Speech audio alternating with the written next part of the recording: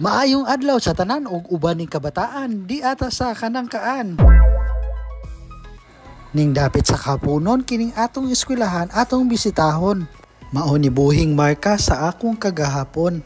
Ang pagbasa ug ang pagsulat dinhi ko unang nakatuon. Ug tungod ni aning mga bata na hinumduman ako ang akong pagkabata. Naamang gani ko classmate nga gwapo pero ang apelyido Agta. Pero ayaw saba, nagsumbagay laba mi ana. Jack, kumusta naman ka diha? Wala man tami mag-away. Kanibang mas idaran pa nato, kita itopo-topo para mag-away. Kanabitaw ipapikpik ng kamot gikan sa ulo, ang unang muhapak mo'y isog ninyo. Maujud to ang mga walay hinungdan nga kalihukan. Ayaw ninyo sunda kay wala man to'y kaayuhan. Ug usa sa akong nahinumduman kining simbahan. Gihatagan mangud ko aning grosaryuhan nga naipindan. Award to sa religion nga naapil ko sa listahan. Ang naghatag murag si Mambiting mantingali tong pangalan. Ug usa sa akong gikahadlukan kaning atangan ta sa dalan. Kana bitaw na moingon nga tuli. Unya mo karatil tagdagan. Ug usabot sa akong nahinumduman kanang motago mi sa kasagbutan.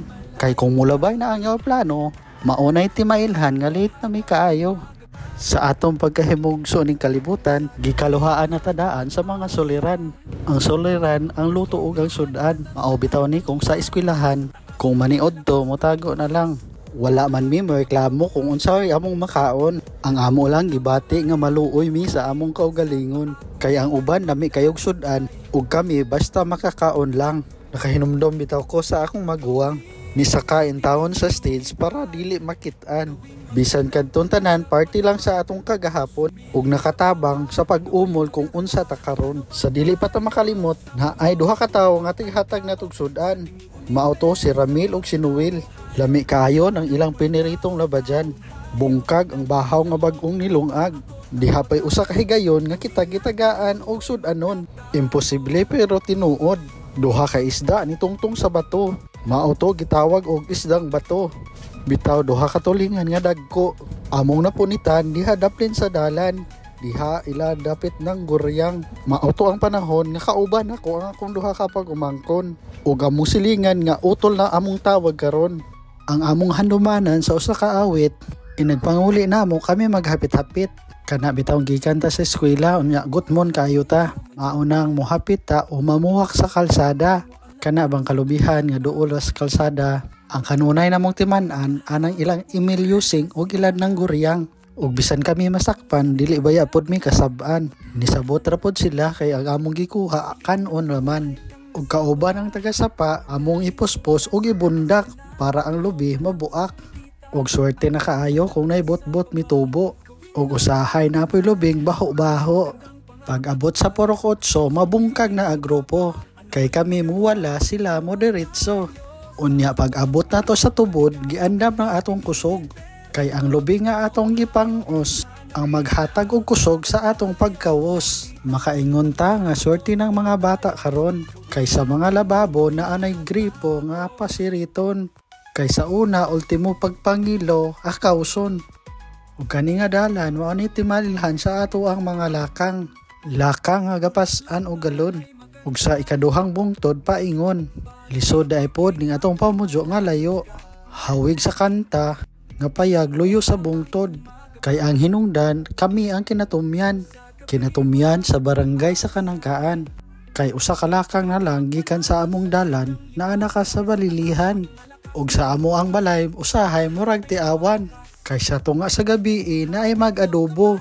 Usahay na apoy magdisko sa ubos lang sa amo. Dili mo na ako pugson nga tuo mo na ako. Kay wala mo didto pagkahitabo. Kaning akong pagbagutbot undangon na nato. Ug tawason nato agpatan-aw sa video. Daghan kayong salamat sa inyo.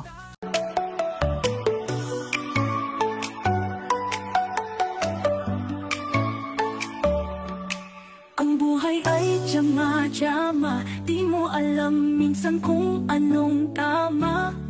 Pero mahahanap mo'y tunay na kasiyahan kung sa ipagkagawa ng kabutihan. Silipin ang buhay ng nasa baba, dahil kung nasa taas ka na, dun mo palang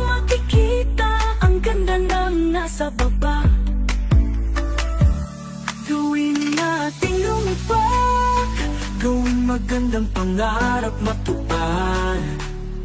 Sumilip sa baba, ano ba yung magagawa? Tiyama-tiyamang lipad. Buhay ay tiyama-tiyama, di mo alam minsan kung anong tama. Pero mahahanap mo'y tunay na kasiyahan kung sa ipagkagawa ng kabutihan. Silipin ang buhay ng nasa baba, dahil kung nasa taas ka na, dun mo palang makikita ang ganda ng nasa baba. Gawin nating lumipad, gawing magandang pangarap matupad. Sumilip sa baba, ano ba yung magagawa? Tiyama-tiyamang lipad.